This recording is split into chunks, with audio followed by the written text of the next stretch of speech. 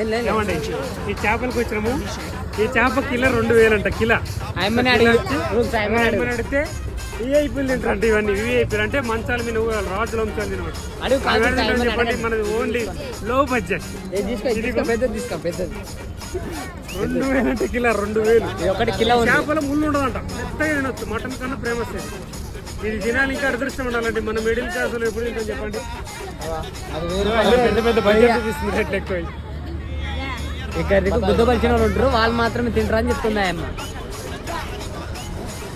ఇంకా ఉండేమంటుంది. 1000 రూపాయలు అంట కిలో. ఇది కొండ గిన్నెలు చూస్తే మొత్తం ఎండ్రకాయలాగానే ఉంటుంది.